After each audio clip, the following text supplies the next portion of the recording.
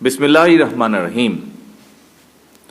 Police সপ্তাহ 2026 উপলক্ষে ঐতিহাসিক এই রাজারবাগ পুলিশ লাইন্সে বাংলাদেশ পুলিশ অডিটোরিয়ামে অনুষ্ঠিত পুলিশের কল্যাণ প্যারেড অনুষ্ঠানের সম্মানিত সভাপতি, সম্মানিত স্বরাষ্ট্রমন্ত্রী, স্বরাষ্ট্র সচিব, ইন্সপেক্টর জেনারেল অফ পুলিশ, অনুষ্ঠানে উপস্থিত বাংলাদেশ পুলিশের বিভিন্ন পর্যায়ের কর্মকর্তা বৃন্দ এবং সারা দেশে অনলাইনে সংযুক্ত পুলিশ কর্মকর্তা এবং সদস্যবৃন্দ, আসসালামু আলাইকুম।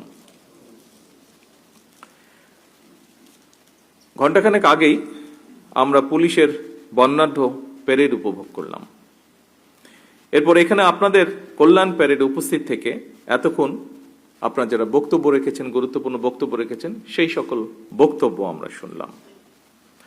বর্তমান বিশ্বে প্রযুক্তিগত দক্ষতা সম্পন্ন একটি সুদক্ষ আধুনিক মানবিক পুলিশ বাহিনী ছাড়া জনগণের কাঙ্ক্ষিত সেবা নিশ্চিত করা কঠিন। বর্তমান গণতান্ত্রিক সরকার এই কঠিন কাজটি শুরু করেছে। সুতরাং সাধ্য সামর্থ্যের সবটুকু দিয়েই সরকার আপনাদের চাওয়া পাওয়াগুলো অবশ্যই ইতিবাচকভাবে বিবেচনা করবে। উপস্থিত পুলিশ কর্মকর্তা এবং সদস্যবৃন্দ, ফ্যাসিবাদ মুক্ত বাংলাদেশে গত 12ই ফেব্রুয়ারি অনুষ্ঠিত অবাধ, সুষ্ঠু এবং নিরপেক্ষ নির্বাচনে আপনারা সারা দেশে যথাযথভাবে দায়িত্ব পালন করেছেন। আপনাদেরকে গণতান্ত্রিক এবং জনগণের পক্ষ থেকে আমি জানাই অভিনন্দন। এর মাধ্যমে প্রমাণিত হয়েছে অবশ্যই পুলিশের পক্ষে নিরপেক্ষভাবে দায়িত্ব পালন সম্ভব। তবে ফ্যাসিবাদী শাসন আমলে দেশের জনগণ ভিন্ন চিত্রও দেখেছে। আমি এ বিষয়ে বিস্তারিতভাবে বলতে চাই না কিছু।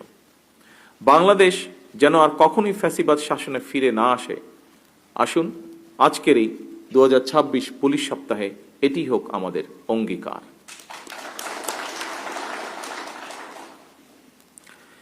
দেশের আইন শৃঙ্খলা পরিস্থিতির উন্নয়ন এবং জানমালের নিরাপত্তা বজায় রাখা বর্তমান সরকারের সর্বোচ্চ অগ্রাধিকার।